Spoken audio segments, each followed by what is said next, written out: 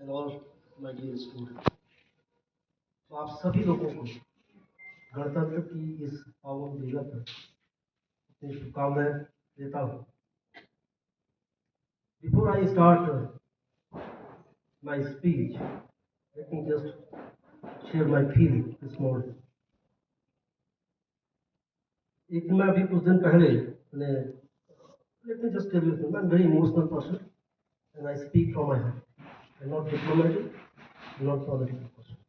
So whatever I say, it means something. तो कुछ दिन पहले मैंने अभी अपने कलीग्स के साथ मीटिंग की, क्लास फैकल्टी के साथ, साइंस फैकल्टी के साथ। मीटिंग के दौरान मेरे को बोला गया था कि हम ऑटोनोमस बॉडी, तो ऑटोनोमस बॉडी का मतलब ये होता है हम अपने नियम कानून बनाने में सक्षम है और उसी के हिसाब से काम करते हैं। I appreciate that spirit. But उस ऑटोनोमस पावर का ये मतलब नहीं कि इतने बड़े पावन पर्व पे वो अपने घर से बाहर नहीं। Think about those people. मैं आप सभी लोगों का तहे दिल से शुक्रिया करता हूँ जो आप लोग यहाँ पर आए। But please pass this message to all of those people who don't want to come out from their houses because it's cold here. Think about those people who are serving this nation at minus 50 degrees centigrade for our work. Let me tell you one thing. These are not holidays. These are the national festival. We all have to take part in it. From next time, I'm going to issue an order. Everybody has to be present in this camp, no matter where.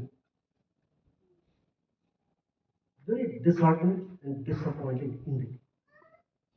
Sorry to say this, but as a matter of fact, it has to be informed to all the concerned. I'm not going to tolerate this. सब लोग भाग्यशाली लोग।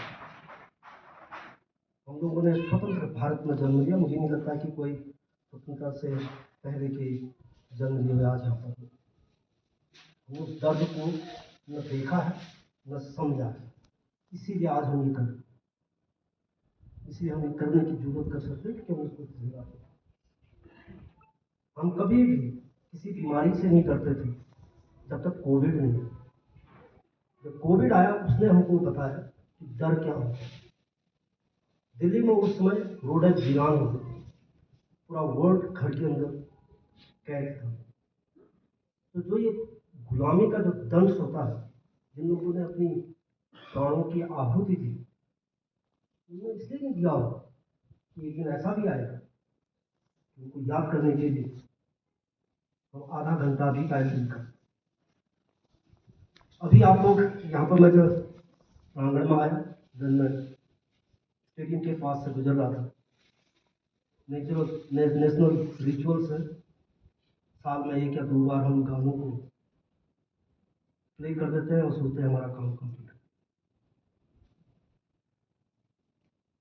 तो प्रदीप द्वारा वो लिखा हुआ गीत जो लता दीदी ने गाया था, ऐ मेरे वतन के लोगों जरा आँख में भरिए पानी, जो शहीद हुए उनकी जरा याद करो।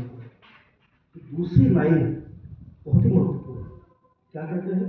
तुम भूल न जाओ उनको इसलिए कहेगा। क्या हम याद रखते हैं उनको? एक दूसरे कवि हुए हैं हरिओम पवार, उन्होंने इसी भावना को दूसरे शब्द में व्यक्त किया। उन्होंने कहा, जो सीने में गोली खाने को आगे बढ़ जाते थे, भारत माँ की जय कहकर फांसी पर चढ़ जाते थे, जिनके कारण ये भारत आजाद दिखाई देता है, अमर तिरंगा उन वीरों की शान दिखाई देता है, उनका नाम झुका कर लेके उन पलकों को झुका देना, उनके यादों के पत्थर पर जो आंसू टपका दे। ये कवि की भावना है। क्या हम भावना की कदर कर रहे हैं? आज के दिन उन सब बलिदानियों को याद करने का दिन है जिन्होंने अपना शपथ निछावर कर, आप शायद उस दर्द को, उस पीड़ा को समझ नहीं सकते। आज उनको भी याद करने का दिन है जिन लोगों ने इस आज़ादी को बचाने के लिए अपने प्राणों की आहुति दी, एक हमारे अपने इस कैंपस में पढ़े मेजर राजेश अधिकारी, उनको नमन करते हैं कि परिवार को नमन करते हैं। चला जाता है, उसके बाद परिवारों को पूछने वाला कोई नहीं था। आज उनको भी याद करने का दिन। 1857 से लेकर 1929 का जो कालखंड था, उस कालखंड में असंख्य लोगों ने अपना बलिदान दिया। बट 1928 में पहली बार डोमिनेंस की बात की गई थी, आज़ादी की बात नहीं की थी। 1857 से लेके 1928 तक हमारे किसी भी पॉलिटिकल सिस्टम में आज़ादी की बात को नहीं कहा। 1928 के अधिवेशन में महात्मा गांधी ने डोमिनेंस की बात की। 31 दिसंबर 1929 लाहौर अधिवेशन में पूर्ण स्वराज की मांग। तो ये जो एक साल का जो कालखंड था 1928 और 1929 के बीच, उसमें क्या ऐसा हुआ कि हमें पूर्ण स्वराज की मांग करनी। उस बीच में बहुत सारी घटनाएं ऐसी घटी जिसने देश को झंझोड़ कर रखा। पंडित नेहरू ने लाहौर के उस अधिवेशन में कहा था, the British government of India has not only deprived the Indian people of their freedom but also based itself on the exploitation of the masses and ruined India economically, culturally, spiritually. Therefore, India should attain full freedom. वो building जिससे ये घोषणा की गई जो लाहौर में है, लाहौर आज आपके पास,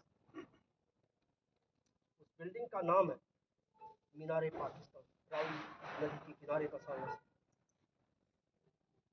लाहौर हमसे छूट गया, पर खुशी इस बात की है 70-72 साल के बाद एटलीस्ट हम पूरा झंडा दिखा पाए, कश्मीर को अपना बना पाए। We must appreciate the government for this heroic effort. जो मैं बता रहा था 1928 से 1929, एक साल का जो कालखंड, तो बहुत सारी चीजें। I am a science student, तो मैं हिस्ट्री को साइंस के प्रोस्पेक्टिव में ही देखता हूँ। In fact, I was a member in the NCRT, one of the committees. Discussion was going on. I talked to one of the history professor.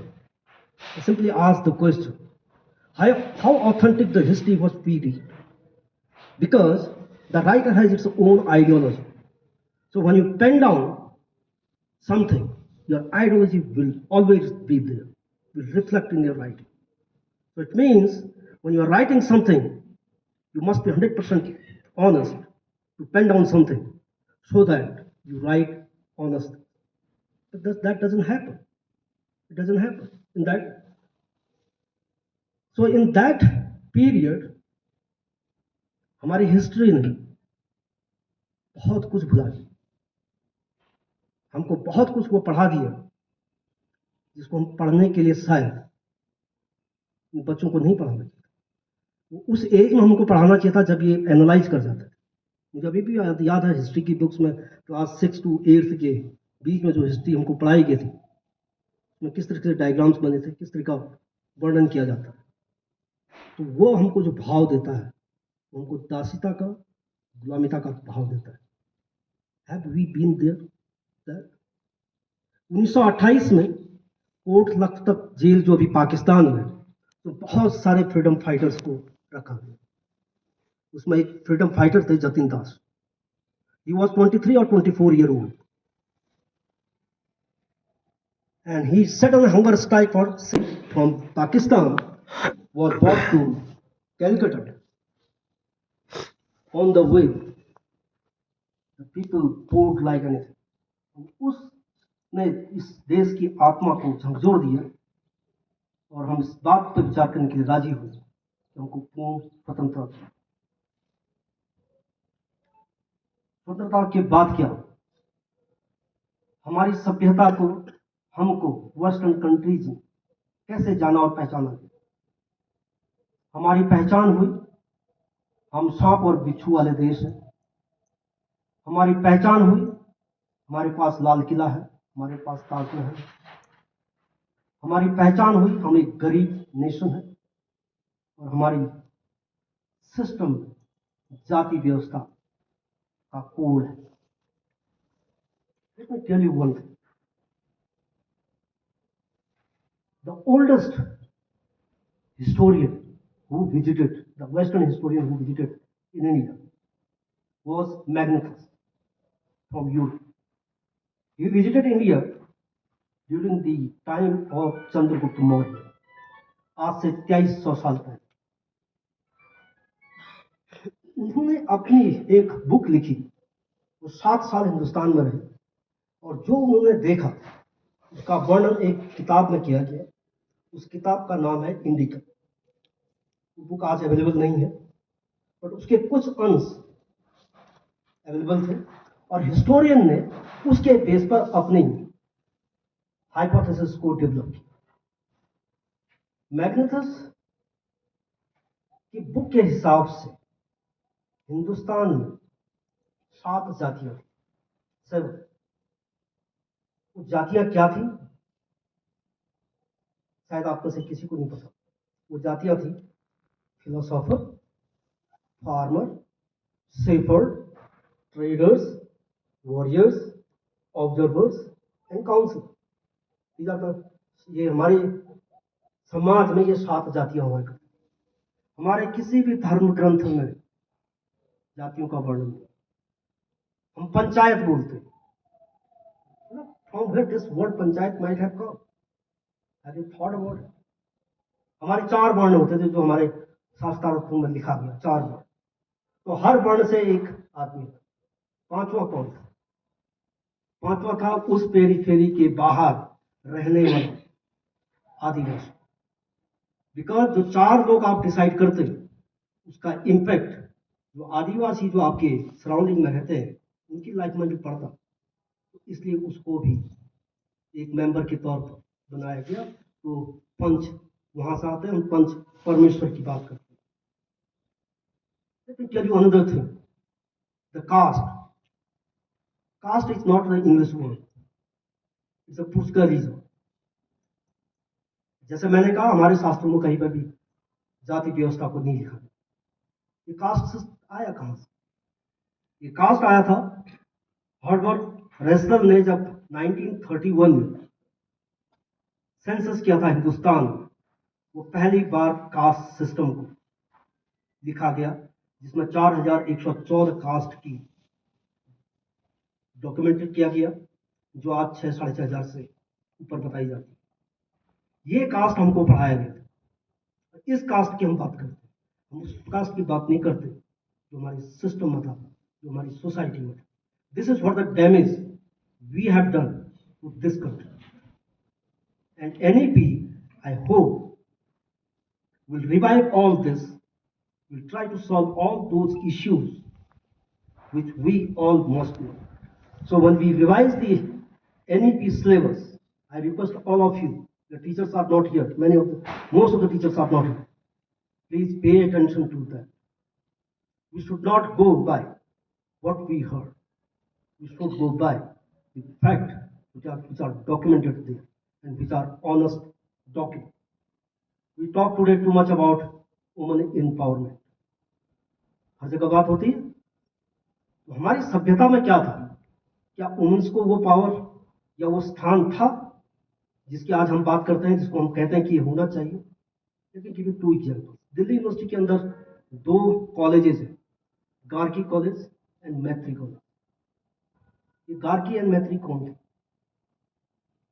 ये ऋग्वेदा के समय की 20-21 विदुषियों में से 2 ये थे।